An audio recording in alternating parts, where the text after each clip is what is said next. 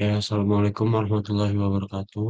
Perkenalkan nama saya Ahmad Trinugroho dari kelas eh, dengan NRP 50 17 24 10 47 dari kelas Seismo A. Jadi di sini saya akan menjelaskan materi yang telah diberikan sebelumnya mulai dari bab 1 sampai dengan bab 8. Langsung saja di sini bab 1 yaitu pendahuluan. Pendahuluan yang pertama itu adalah latar belakang mengapa seismologi itu sangat penting. Nah, alasan mengapa seismologi sangat penting itu eh, seperti ini, ya, seismologi ini berguna dalam mitigasi bencana gempa. Kemudian ada data seismik itu digunakan untuk memahami struktur bawah permukaan bumi yang berguna dalam eksplorasi sumber daya alam seperti minyak, gas, dan mineral. Kemudian ada penerapan seismologi di Indonesia sangat penting karena negara ini berada di wilayah rawan gempa, sehingga seismologi membantu dalam perencanaan infrastruktur yang aman dan pencegahan kerugian akibat bencana. Nah, jadi kenapa seismologi ini merupakan suatu pelajaran yang penting? Eh, Bukan hanya untuk diri sendiri, namun juga untuk bisa untuk lingkup wilayah, bahkan lingkup negara, di mana ini tuh berguna untuk kita bisa memprediksi gempa, bisa menghindari gempa, kemudian untuk wilayah yang sudah rawan gempa itu bisa eh, diketahui sehingga untuk bangunan yang berada di sekitarnya itu dibuat dengan rangka yang lebih eh, bagus lah istilahnya, supaya meminimalisir kerusakan akibat gempa. Lanjut, apa itu seismologi? Seismologi itu adalah cabang geofisika yang mempelajari gempa bumi dan gelombang seismik. Nah, gelombang seismik ini memberikan informasi tentang struktur internal bumi dari kerak hingga inti bumi. Kemudian tujuan seismologi sendiri itu menggunakan gelombang seismik untuk memahami dinamika dan struktur bumi. Kemudian penerapan seismologi itu digunakan untuk dalam mitigasi bencana, eksplorasi sumber daya alam, dan pemantauan vulkanik. Nah, penerapan ini sebelumnya sudah saya sampaikan ya. Ada juga seperti untuk pemanfaatan pada bidang infrastruktur pembangunan. Kemudian ada seismologi itu dapat memberikan informasi penting untuk pembangunan bangunan tahan gempa dan sistem peringatan diri.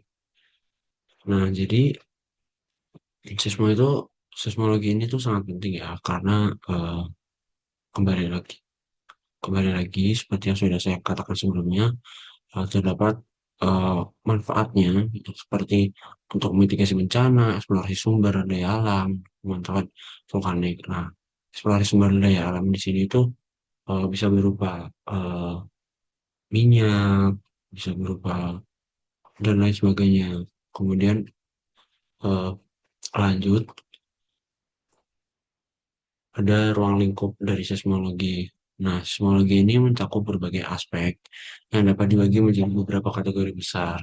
Yang pertama itu ada sumber gempa bumi, yang mempelajari mekanisme gempa termasuk bagaimana dan mengapa sesar bergerak, serta jenis-jenis gempa lainnya seperti vulkanik dan terinduksi. Kemudian ada perambatan gelombang seismik, itu untuk memahami bagaimana gelombang seismik itu bergerak melalui material bumi dan mengungkap struktur lapisan bumi yang tersembunyi. Kemudian ada instrumentasi dan rekaman seismik.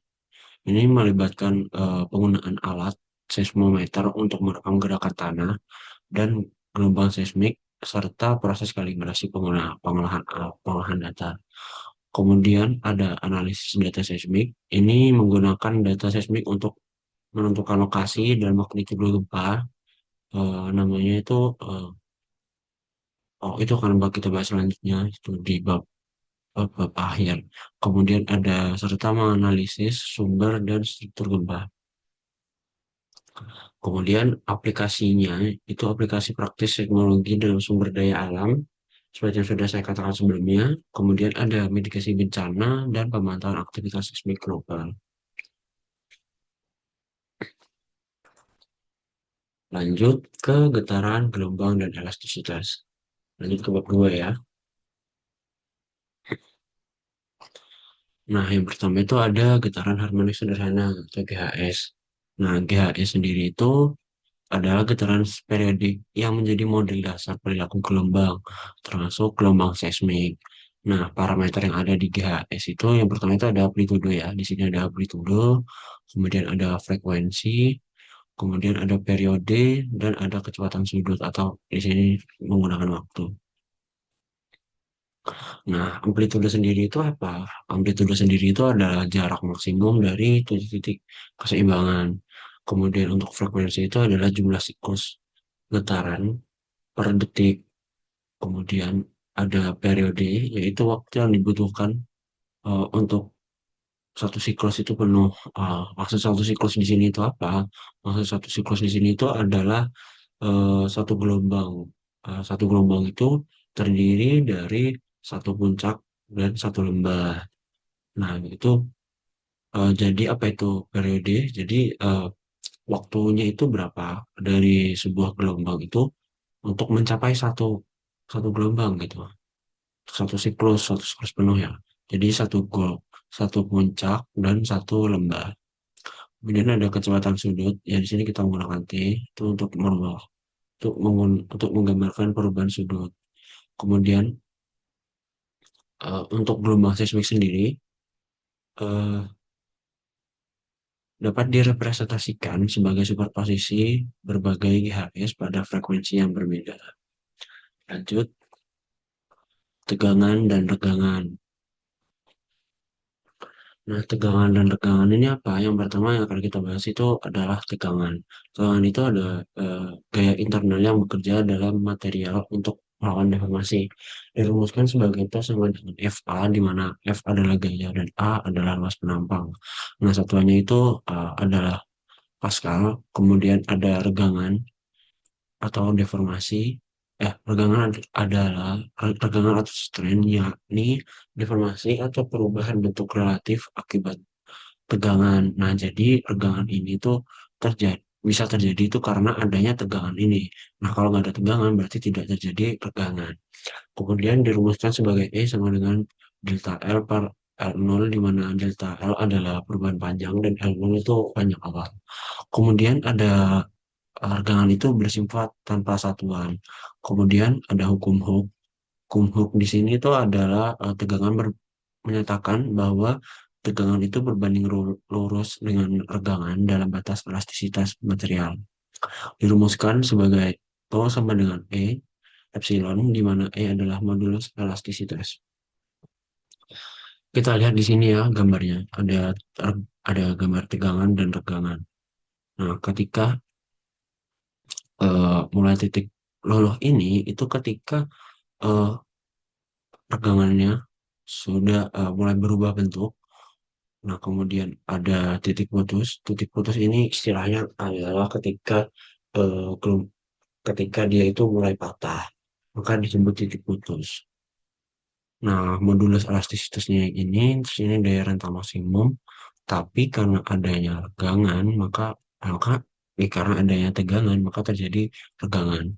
Nah, eh, pada titik tertentu baru terjadinya regangan yang kita lihat di sini.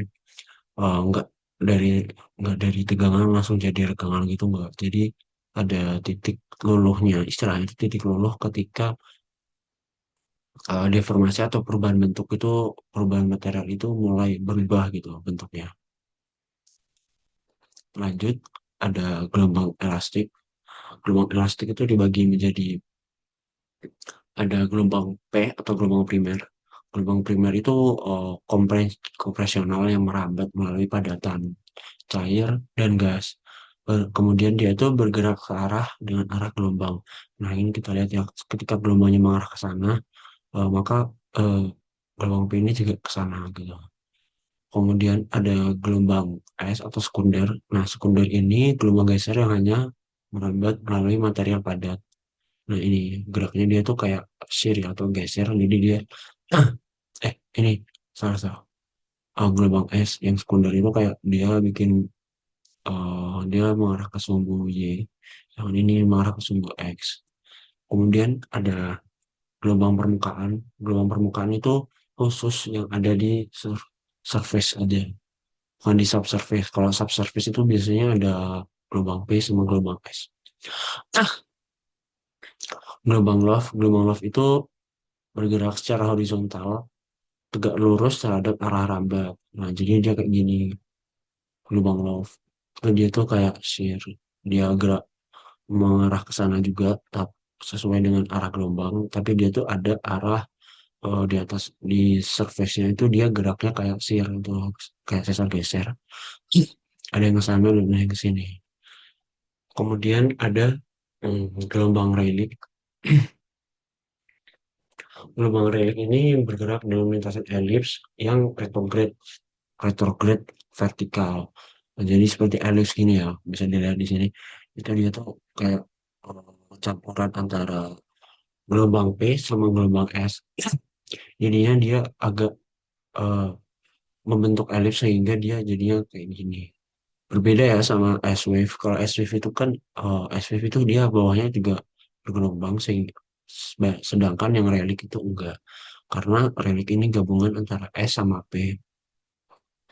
Coba di sini bisa dilihat yang di sini itu eh bisa dilihat di sini itu kayak bentuk bulatan. Jadi ini eh yang disebut dengan elipsnya. Terus ada kecepatan gelombang. Kecepatan gelombang seismik itu dipengaruhi oleh kekakuan atau modulus elastisitas dan densitas material yang dilalui. Lanjut ke bab 3, di sini tuh ada sumber gempa bumi. Sumber gempa bumi yang pertama itu ada uh, teori elastic rebound atau elastic rebound theory. Nah, elastic rebound theory ini pertama kali diperkenalkan oleh Harry Reid setelah gempa San Francisco pada tahun 1906. Teori ini menjelaskan bahwa gempa terjadi akibat akumulasi tegangan yang terjadi di sepanjang sesar. Nah, tegangan ini yang terakumulasi akibat pergerakan lempeng tektonik yang sering berintegrasi, subduksi, transform, dan divergen, tetapi tidak langsung bergerak karena kekuatan batuan yang menghalangi. Kemudian, ketika tegangan ini melebihi kekuatan batuan, terjadi patahan. Seperti ini, terjadi patahan dan batuan kembali ke posisi semula. Nah, ini rebound. Ini originalnya, kemudian terjadi deformasi. Kemudian ada proses ini menghasilkan gelombang seismik yang kita deteksi sebagai gempa. Kemudian, tegangan yang terakumulasi di sepanjang sesar akan terus meningkat sampai mencapai titik di mana batuan itu tidak dapat lagi menahan gaya tersebut, yang menyebabkan terjadinya pergeseran tiba-tiba di sepanjang sesar yang disebut dengan slip atau rebound. Kemudian, konsep elastik di sini itu ketika batuan kembali ke bentuk semula, setelah terdeformasi, energi yang terakumulasi dilepaskan dalam bentuk gelombang seismik yang menyebabkan gempa. Nih, ketika rocks rebound atau original undeformed shape, itu dia ini ini ketika awalnya original position, kemudian terjadi deformasi, seperti shear gerak sana gerak sini, kemudian rupture and release di energi, kemudian setelah itu setelah tenung terjadi rebound itu original undeveloped shape. Lanjut, ada jenis-jenis gempa bumi. Jenis gempa bumi di sini tuh yang pertama ada gempa bumi tektonik. Gempa tektonik di sini itu dihasilkan oleh pergerakan lempeng tektonik, seperti namanya ya. Terjadi di sepanjang sesar yang mengarah pada perubahan posisi lapisan kerak bumi. Kemudian merupakan jenis gempa yang paling sering terjadi dan dapat sangat kuat. Kemudian gempa vulkanik terjadi akibat aktivitas magma yang bergerak melalui kerak bumi. Nah, gempa vulkanik ini itu biasanya terjadi sebelum atau selama erupsi gunung berapi, kemudian menghasilkan getaran seismik yang terkait dengan pergerakan fluida magma. Eh, kita pasti sudah sering ya melihat kalau yang gempa vulkanik yang sering terjadi ketika eh, karena adanya karena adanya erupsi gunung api itu biasanya itu akan ada gempa. Kemudian ada gempa runtuhan atau collapse earthquake. Ini tuh bisa terjadi akibat adanya runtuhnya struktur bawah tanah seperti gua atau tambang. Kemudian getaran yang dihasilkan seringkali lebih kecil, tapi dapat sangat berbahaya dalam konteks konstruksi dan bawah tanah. Kemudian gempa induksi atau induced seismicity disebabkan oleh aktivitas manusia seperti injeksi airan misalnya fracking, penambangan, atau pengisian bendungan besar. Nah, gempa ini tuh terjadi setelah aktivitas manusia mengubah tekanan di bawah permukaan bumi. Kemudian ada gempa terinduksi atau triggered earthquake. Ini itu merupakan gempa yang terjadi akibat gempa besar lainnya yang memicu pergerakan pada sesar atau zona yang sebelumnya stabil. Dapat terjadi dalam waktu dekat setelah gempa besar yang dan menyebabkan gempa susulannya merusak. Ini gempa terinduksi itu biasanya eh, kita istilahkan itu dengan gempa susulan karena ada satu, sebelumnya ada satu titik gempa yang besar sehingga dia memicu pergerakan pergerakan sesar yang awalnya itu dia tuh sebenarnya stabil. Namun setelah karena adanya gempa besar ini, dia tuh jadi nggak stabil terus dia bergerak. Nah, karena ada gerakan ini menyebabkan adanya menimbulkan yang adanya gempa gempa susulan. Sebentar ini saya hapus.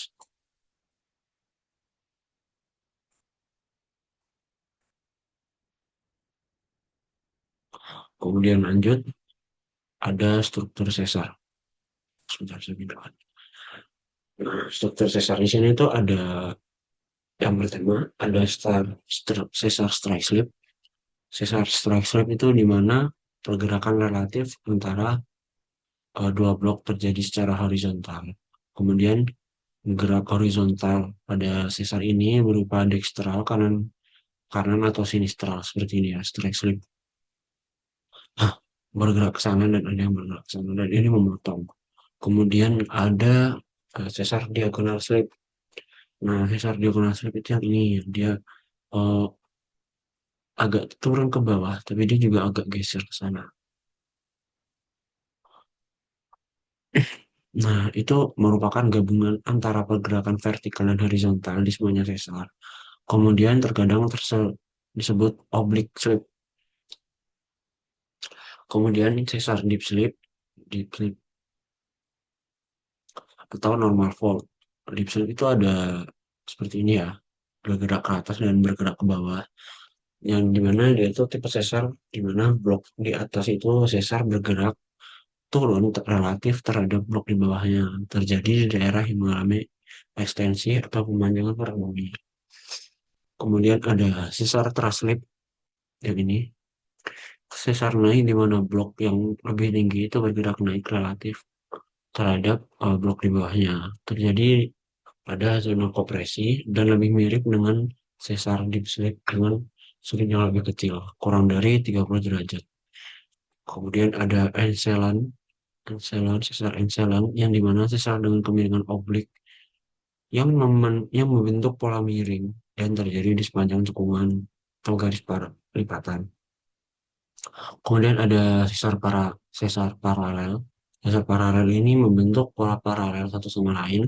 Di sini di sepanjang zona pemisah besar. Nah, ini tuh kayak sesar strike slip, tapi dia ada banyak. Bedanya, kalau strike slip itu dia memotong struktur, sedangkan yang ini enggak. Kemudian ada sesar periferal. Sesar periferal ini terletak di sekitar batas tertentu seperti sepanjang tepi sesar atau cekungan yang membentuk pola melingkar. Nah, ini di atasnya ini ada yang pola melingkar ini. Disebut sesar periferal. Kemudian ada radial fault. Radial fault itu sesar yang menyebar dari pusat sehingga seringkali itu terjadi pada gunung api atau struktur geologi yang berbentuk lingkaran. Lanjut, bab keempat adalah penjalaran gelombang gempa. Yang pertama ada gelombang seismik. Gelombang seismik itu apa sih? Gelombang seismik itu gangguan yang merambat. atau gelombang yang merambat melalui medium elastik dan membawa energi tanpa memindahkan materi medium itu sendiri. Nah, yang pertama itu ada gelombang P, seperti yang sudah saya jelaskan sebelum yang sudah kita bahas sebelumnya, gelombang P, yaitu jenis gelombang kompresional yang bergerak maju mundur searah dengan arah rambatnya. Kemudian dapat merambat melalui padat, cair, dan gas. Kemudian kalau kecepatan gelombang P adalah yang tercepat di antara gelombang seismik. Kemudian amplitudenya itu lebih kecil jika dibandingkan dengan gelombang S. Nah, gelombang S atau sekunder. Kita sudah sempat bahas ya sebelumnya mengenai gelombang sekunder ini. Nah, gelombang sekunder ini merupakan jenis gelombang geser yang bergerak tegak lurus. Ini seperti tegak lurus. Jadi dia atas bawahnya gerak semua. Kemudian kecepatannya itu lebih lambat jika dibandingkan dengan gelombang P. Kemudian hanya merambat eh, pada material padat. Nah, jadi ketika si gelombang es ini dipancarkan, seumpamanya dipancarkan ke bawah permukaan, dan dia menemukan struktur yang bukan padat seperti cair atau gas, dia itu tidak akan menerus, jadi dia akan berhenti aja di situ gitu, sehingga eh, itu bisa menjadi bahan analisis kita untuk mengetahui ada ada struktur cair di bawah permukaan. Lanjut, ada gelombang permukaan. Kita sudah bahas sebelumnya mengenai gelombang permukaan ini. Gelombang permukaan itu adalah gelombang seismik yang merambat di sepanjang permukaan. Nah, dia itu hanya bergerak di permukaannya aja, sehingga dia berbeda dengan gelombang P dan gelombang S yang merambat melalui bagian dalam bumi. Nah, gelombang permukaan itu dibagi menjadi dua. Yang pertama itu ada gelombang Love dan gelombang Rayleigh, atau Love Wave sama Rayleigh Wave. Nah, love wave itu bergerak transversal yang menyebabkan pergerakan horizontal di permukaan bumi tegak lurus terhadap arah rambat gelombang. Tuh, ketika arah rambatnya ke sana, seperti ini tegak lurus kan, maka eh, dia itu arahnya ke sana dan ke sana. Jadinya tegak lurus. Kemudian biasanya menyebabkan kerusakan terbesar. Nah, ini penyebab terbesar karena adanya gelombang love ini pada bangunan akibat adanya amplitudo yang tinggi di dekat permukaan. Nah, kemudian tidak dapat merambat melalui fluida. Kemudian ada gelombang relik.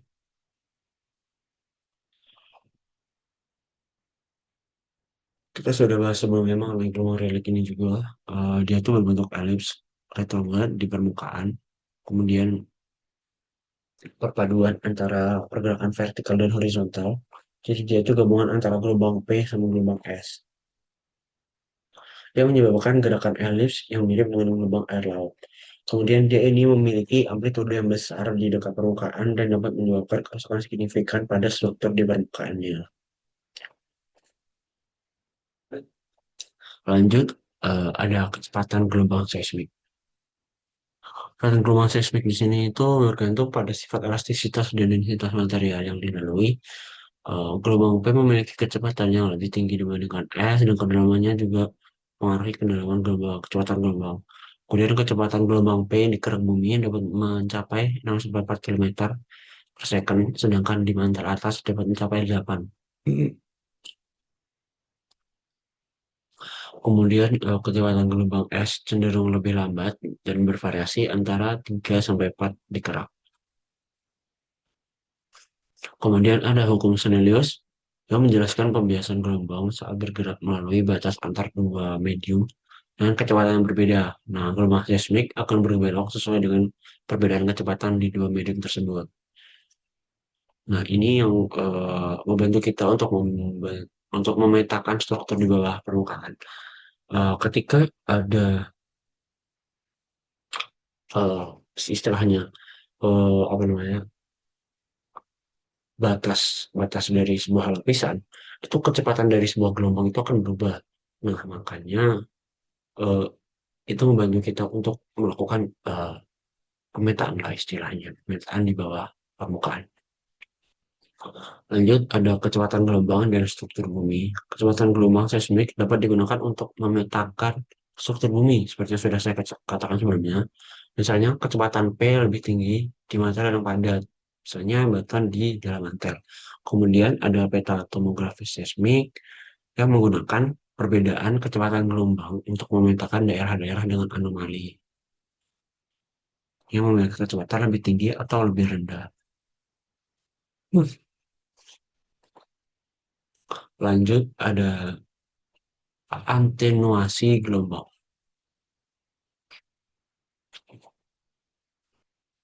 Atenuasi geometris itu adalah penurunan amplitudo gelombang karena adanya energi yang menyebar ke area yang lebih luas seiring dengan kedalaman dalam jaraknya. Kemudian atenuasi intrinsik.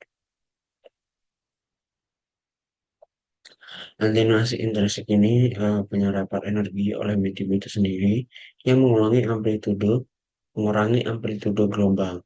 Kemudian dia itu dihitung menggunakan faktor Q atau kualitas di mana material dengan Q yang lebih efisien mentransmisikan energi gelombang. Kemudian ada dispersi gelombang permukaan. Itu adalah fenomena di mana kecepatan gelombang permukaan itu bergantung dengan frekuensinya. Kemudian ada gelombang dengan frekuensi rendah dan dipengaruhi oleh material bawah permukaan.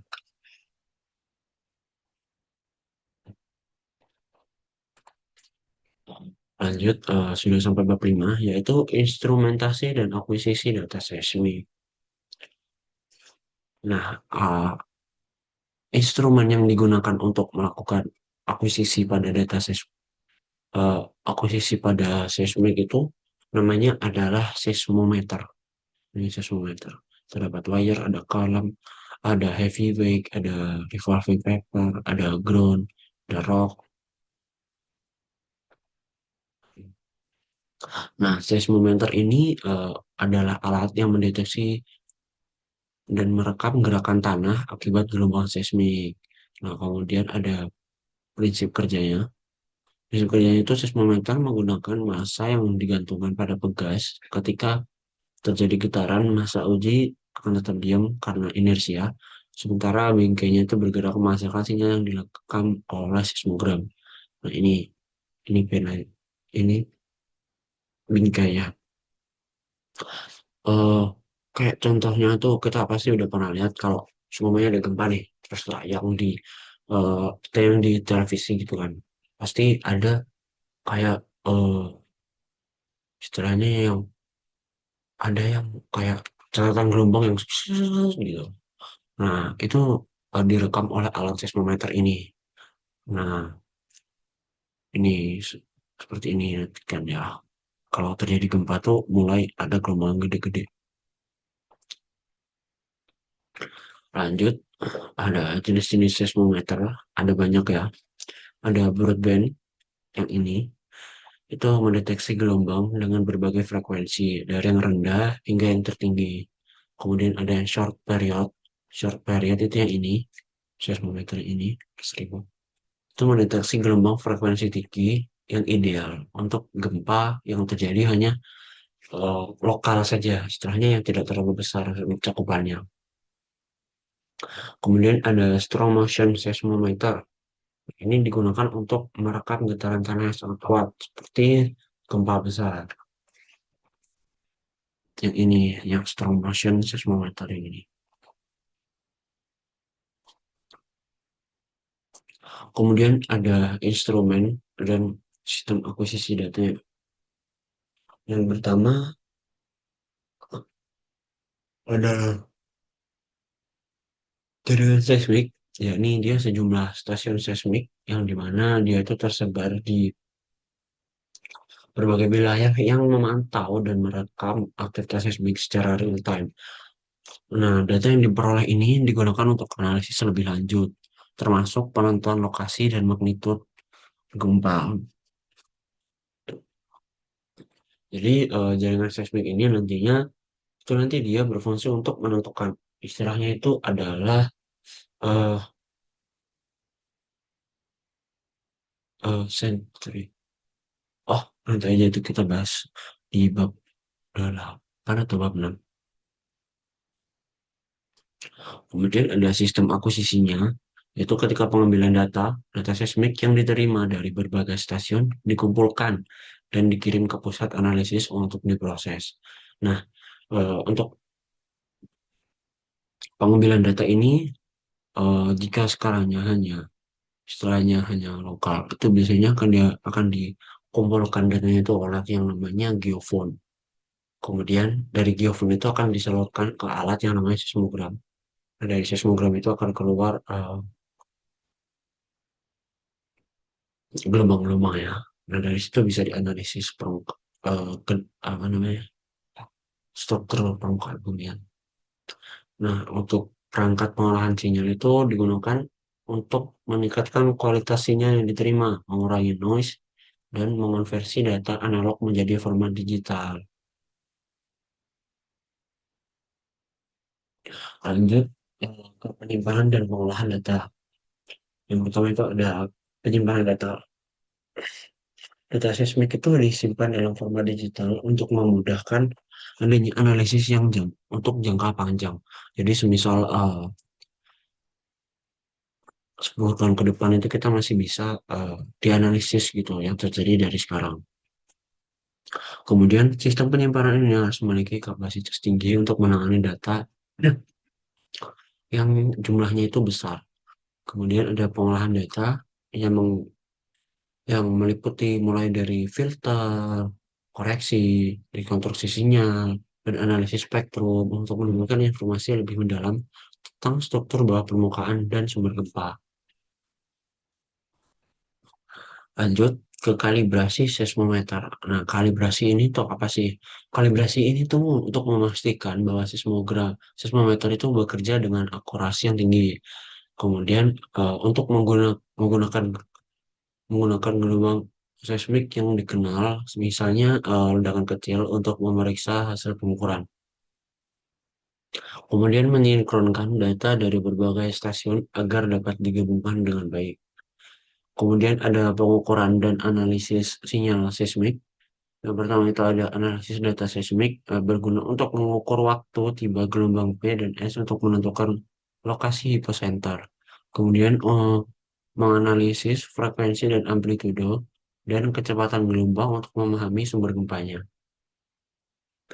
Kemudian momen seismik itu diperoleh dari analisis gelombang untuk mengidentifikasi mekanisme sumber gempa. Kemudian ada jaringan seismik global dan aplikasinya. Jaringan seismik global itu menyediakan data yang dapat digunakan untuk memantau aktivitas seismik di seluruh dunia.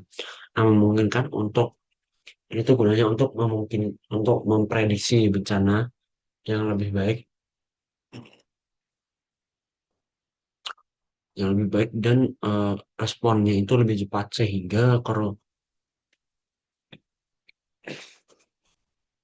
dapat mengurangi korban dan juga kerugian dari infrastrukturnya. Kemudian ada aplikasi seismologi. Yang pertama itu pemetaan struktur bawah permukaan seperti yang sudah saya sampaikan sebelumnya. Data seismik ini digunakan untuk memetakan struktur bumi seperti kerak, mantel, inti. eh, Kemudian ada geo, eh, struktur di bawahnya. Kemudian ada pemantauan aktivitas vulkanik. Nah, ini tuh untuk eh, ketika ada terjadi gempa vulkanik, ketika terjadi akan terjadi sebuah istilah seperti akan terjadi apa namanya, sebuah gunung yang akan meledak, itu kan akan itu kan aktivitas vulkanik. Nah, itu bisa eh, mendeteksi gempa yang sering terjadi sebelum erupsi, memberikan peringatan dini untuk mengurangi adanya resiko. Jadi ketika eh, terdeteksi nih adanya akan terjadi gempa vulkanik, nah dari pihak khusus eh, BMKG istilahnya untuk badan yang ada di Indonesia sekarang itu akan melakukan pengumuman agar warga yang berada di sekitar wilayah itu bisa eh, mengungsi dan mengamankan barang-barang berharga lainnya sehingga mengurangi adanya risiko kehilangan dan menurunkan jumlah korban akibat adanya gempa dan aktivitas vulkanik. Nah, ini yang sudah yang maksud saya dari tadi, yaitu lokasi epicenter gempa. Lokasi epicenter gempa. Nah, yang pertama itu ada penentuan lokasi epicenter. Penentuan lokasi epicenter itu yang pertama ada hypocenter sendiri. Hypocenter sendiri itu adalah titik di dalam bumi tempat di mana gempa itu dimulai awalnya. Sedangkan epicenter adalah titik di permukaan bumi yang terletak langsung di atas hypocenter. Seperti ini ya, maksud saya. Ini sudah ada epicenternya yang bawahnya. Jadi epicenternya itu yang dia lurus tepat berada di atas hypocentrum. Kemudian metode penentuan itu menggunakan lokasi epicenter itu dapat ditentukan dengan menggunakan perbedaan waktu tiba antara gelombang P dan gelombang S di stasiun seismik yang berbeda. Nah, gelombang P merambat lebih cepat kan tadi seperti yang saya sampaikan. P itu lebih cepat dibandingkan S sehingga selisih waktu antara keduanya itu memberikan informasi tentang jarak ke hiposenternya tersebut. Nah, kemudian tiga stasiun seismik diperlukan untuk menentukan lokasi hipocenter dengan menggunakan metode triangular, di mana jarak ke hipocenter itu dihitung dari waktu tiba gelombang P dan S di setiap stasiun. Jadi, dari setiap stasiun itu akan memberikan data dari mereka, itu mereka dapat gelombang P-nya berapa, di waktu berapa, S-nya berapa, gitu. Nanti akan dikumpulkan menjadi satu, kemudian akan dianalisis, baru menggunakan metode triangulasi untuk menentukan jarak ke hiposenternya tersebut. Kemudian ada metode lingkaran atau circle method.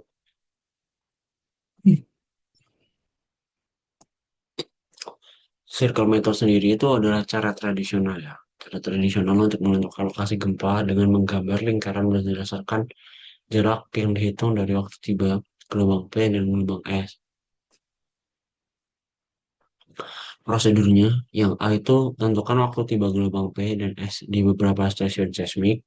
Kemudian tentukan jarak ke epicenter berdasarkan perbedaan waktu tiba, seperti yang di sini tadi. Kemudian hitung jarak ke epicenter berdasarkan perbedaan waktu yang tiba.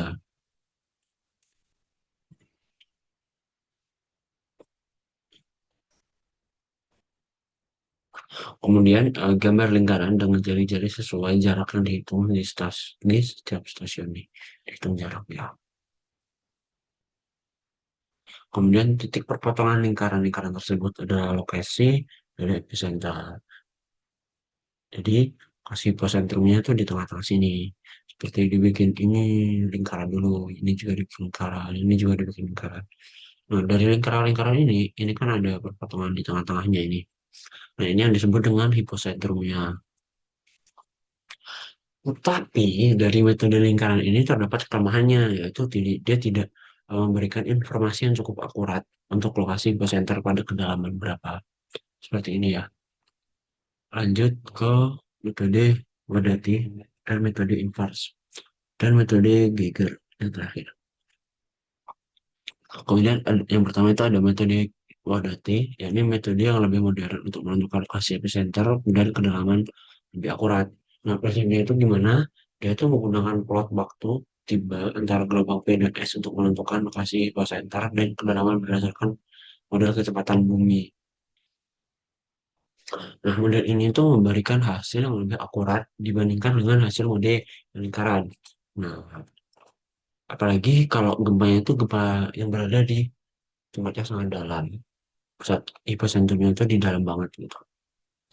Kemudian ada metode inverse. Metode inverse itu digunakan untuk menghitung lokasi epicenter dan kedalaman gempa dengan lebih akurat menggunakan model kecepatan bumi.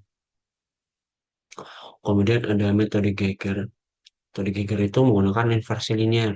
Nah, untuk meminimalkan perbedaan antara waktu yang tiba yang dihitung dan waktu tiba yang tercatat.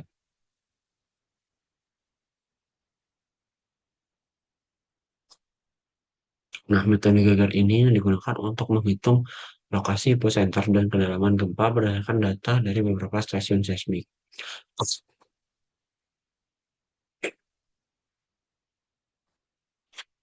Lanjut ke bab 8, eh, yakni mekanisme fokus atau vokal mekanisme gempa.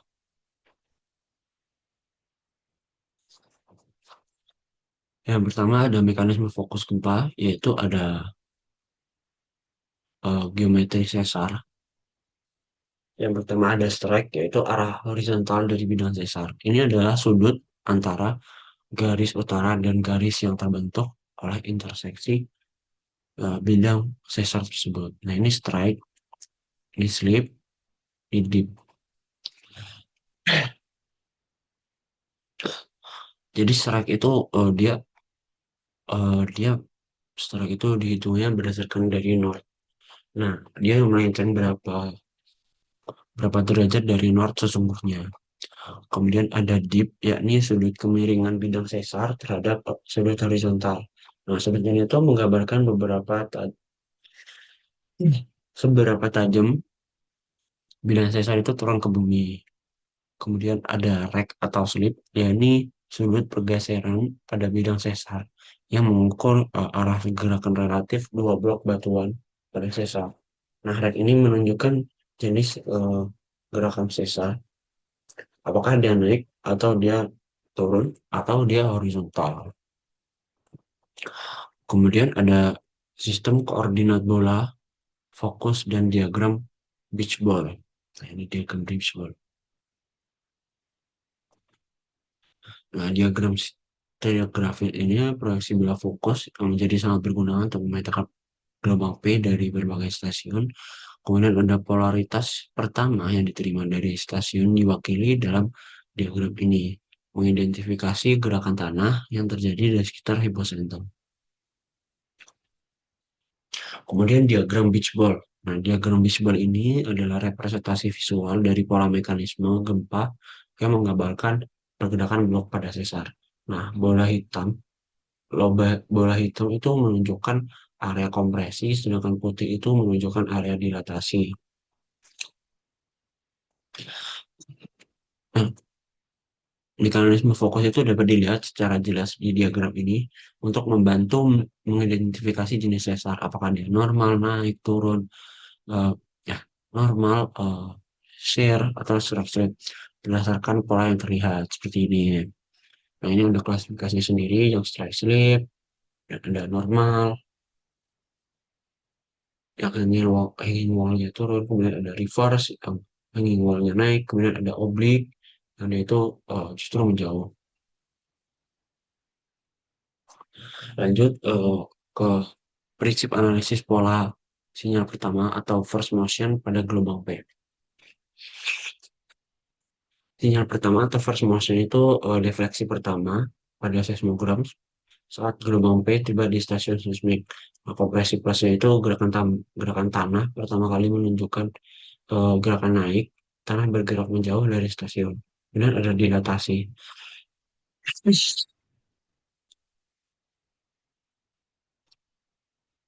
Dilatasi ini gerakan tanah pertama kali yang menunjukkan gerakan turun. Tanah bergerak mendekati stasiunnya. Pola polaritas. Pola polaritas itu polaritas gelombang P yang terdeteksi membentuk pola kuadran di sekitar bidang sesar. Terus ada kuadran positif yang dikompresi dan kuadran negatif yang dilatasi yang memetakan area yang mengalami kompresi dan juga dilatasinya. Kemudian ada bilangan nodal. Bilangan nodal sendiri adalah garis yang membatasi daerah kompresi dan dilatasi pada proyeksi stereografis. Bidang sesar dan bidang batu ini terbentuk di sini. Nah, memberikan informasi tentang orientasi sesar dan pergerakan relatif blok batuan. Kemudian ada interpretasi dan juga aplikasi. Interpretasinya itu bidang nodal. Itu dihasilkan dari analisis pola sinyal pertama dan diagram visual. Nah, dia ini memberikan gambaran tentang orientasi sesar dan mekanisme pergeseran. Bidang sesar ini mewakili jalur utama pergeseran sepanjang sesar, sedangkan bidang bantu itu menunjukkan area dengan pergerakan lebih sedikit. Kemudian ada aplikasinya, pemahaman sumber gempa menggunakan mekanisme fokus untuk menentukan jenis sesar yang menyebabkan gempa dan memahami bagaimana pergeseran itu terjadi di dalam bumi. Kemudian ada pemetaan zona sesar, di mana informasi ini tuh digunakan untuk pemetaan zona di sesar aktif di wilayah tertentu yang beresiko tinggi terhadap gempa besar. Kemudian mitigasi bencana, eh, mengetahui mekanisme gempa dan orientasi sesar yang dapat membantu dan merancang bangunan agar lebih tahan dan lebih tahan dari pergerakan tanah. Lanjut ke kesimpulan.